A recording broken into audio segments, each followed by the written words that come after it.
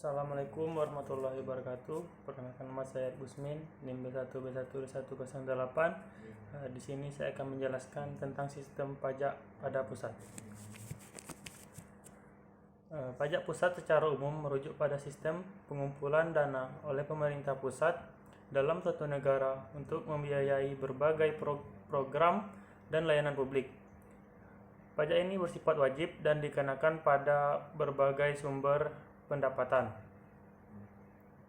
seperti penghasilan individu, perusahaan, barang, dan jasa tujuan.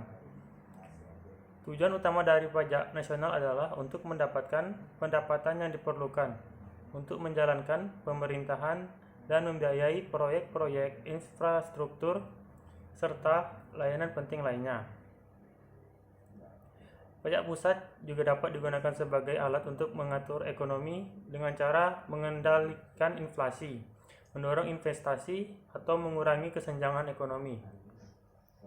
Namun, tipe dan tarif pajak nasional dapat bervariasi antara negara-negara, tergantung pada sistem pajak yang diterapkan dan kebijakan fiskal pemerintah. Pajak pusat adalah jenis pajak yang dikenakan oleh pemerintah suatu negara pada tingkat nasional ataupun federal. Pajak ini digunakan untuk mendanai berbagai program dan layanan publik, seperti pendidikan, kesehatan, infrastruktur, pertahanan, dan banyak lagi. Pajak nasional bisa bervariasi, termasuk pajak penghasilan, pajak penjualan, pajak properti, dan lain sebagainya. Tujuannya adalah untuk mengumpulkan dana yang diperlukan bagi pemerintah untuk menjalankan fungsinya dan membiayai kebijakan-kebijakan publik. Lalu selanjutnya ini jenis pajak pusat. Pajak-pajak pusat dikelola oleh Direktorat Jenderal Pajak, meliputi 1. Pajak penghasilan (PPh). PPh adalah pajak yang dikenakan kepada orang pribadi atau badan atas penghasilan yang diterima atau diperoleh dalam suatu tahun pajak. Yang dimaksud dengan penghasilan ialah setiap tambahan kemampuan ekonomis yang diterima atau diperoleh wajib pajak, baik yang berasal dari Indonesia maupun dari luar Indonesia, yang dapat dipakai untuk konsumsi atau untuk menambah kekayaan. Wajib pajak yang harus diangkutkan dengan nama dan dalam bentuk apapun. Dengan demikian, maka penghasilan itu dapat berupa keuntungan usaha, gaji, honorarium, hadiah, dan lain sebagainya. Lalu yang kedua, pajak pertambahan nilai (PPN). PPN adalah pajak yang dikenakan atas konsumsi barang kena pajak atau jasa kena pajak di dalam daerah pabean dalam wilayah Indonesia, khususnya orang pribadi, perusahaan maupun pemerintah yang mengkonsumsi barang kena pajak atau jasa kena pajak dikenakan PPN. Pada dasarnya setiap barang dan jasa adalah barang kena pajak atau jasa kena pajak, kecuali ditentukan lain oleh Undang-Undang PPN. Lalu yang ketiga, pajak penjualan atas barang mewah (PPNBM). Selain dikenakan PPN atas perkonsumsian barang kena pajak tertentu yang tergolong mewah, juga dikenakan PPNBM. Yang dimaksud dengan barang kena pajak tergolong mewah ialah barang tersebut bukan merupakan barang kebutuhan pokok atau barang tersebut dikonsumsi oleh masyarakat tertentu, atau pada umumnya barang tersebut dikonsumsi oleh masyarakat berpenghasilan tinggi, atau barang tersebut dikonsumsi untuk menunjukkan status, atau apabila dikonsumsi dapat merusak kesehatan dan moral masyarakat serta mengganggu ketertiban masyarakat. Lalu yang keempat, bea materai. Bea materai adalah pajak yang dikenakan atas pemanfaatan dokumen, seperti contohnya surat perjanjian, akta notaris, serta kwitansi pembayaran, surat berharga, dan efek yang memuat jumlah uang atau nominal di atas jumlah tertentu sesuai dengan ketentuan. Lalu yang terakhir, pajak bumi dan bangunan (PBB). PBB adalah pajak yang dikenakan atas kepemilikan atau pemanfaatan tanah dan atau bangunan. PBB merupakan pajak pusat, namun demikian, hampir seluruh realisasi penerimaan PBB diserahkan kepada pemerintah daerah, baik provinsi maupun kabupaten atau kota.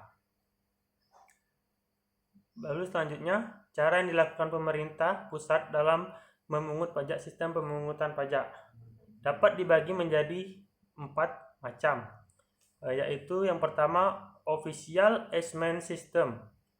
Suatu pemungutan pajak yang memberi wewenang kepada pemungut pajak untuk menentukan besarnya pajak yang harus dibayar oleh seseorang. Dengan sistem ini, wajib pajak bersifat pasif dan menunggu dikeluarkannya suatu ketetapan pajak oleh Fiskus. Besarnya utang pajak seseorang baru diketahui setelah adanya surat ketetapan pajak. Lalu yang kedua, Semi Self-Assessment. Suatu sistem pemungutan pajak yang memberi wewenang pada Fiskus dan wajib pajak untuk menentukan besarnya pajak seseorang yang terutang. Untuk sistem ini, pada setiap awal tahun pajak, wajib pajak menentukan sendiri besarnya pajak yang terutang untuk tahun berjalan, yang merupakan angsuran bagi wajib pajak yang harus disetor sendiri. Kemudian pada akhir tahun, pajak Fiskus menentukan besarnya utang pajak yang sesungguhnya berdasarkan data yang dilaporkan oleh wajib pajak. Lalu yang ketiga, Withholding System merupakan suatu sistem pemungutan pajak yang memberi wewenang pada pihak ketiga untuk memotong atau memungut besarnya pajak yang terutang.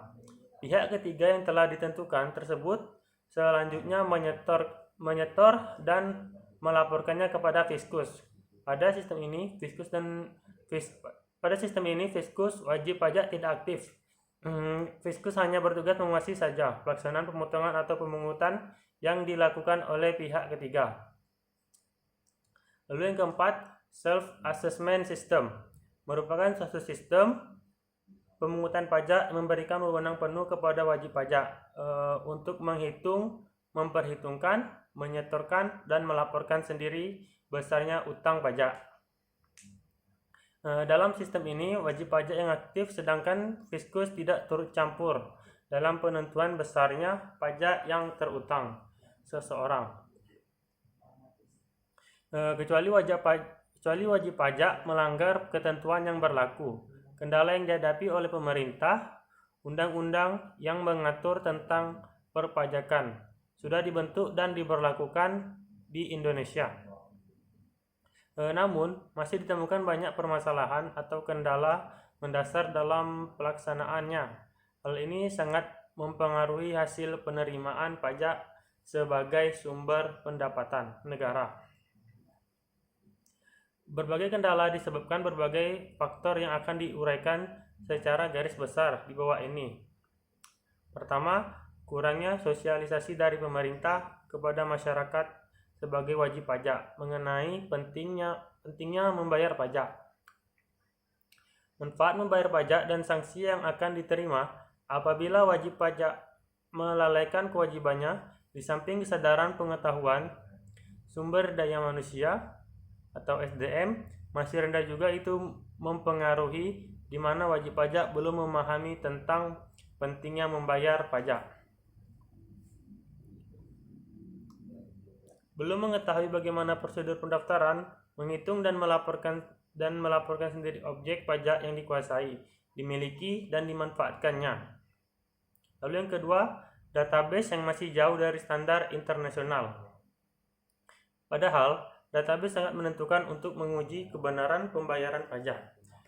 Dengan sistem self-assessment, kondisi seperti ini menyulitkan riset empiris yang bertujuan untuk menguji kepatuhan wajib pajak. Wajib pajak dapat memberikan informasi dan melaporkan yang tidak sesuai dengan kondisi yang sebenarnya. Database yang lengkap akan akurat, berpengaruh terhadap efektivitas pelaksanaan penegakan hukum dan juga kepatuhan wajib pajak. Selanjutnya, kepatuhan wajib pajak berpengaruh pada penerimaan pajak.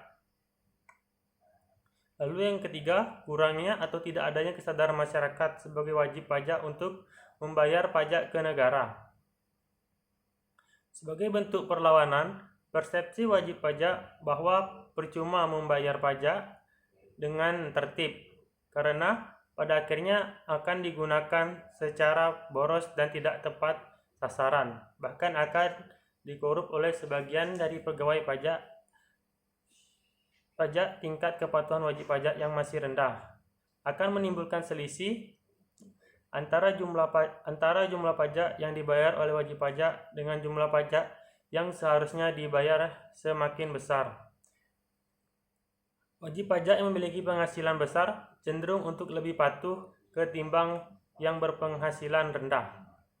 Karena yang berpenghasilan besar cenderung untuk lebih konservatif dalam pelaporan kewajiban perpajakannya.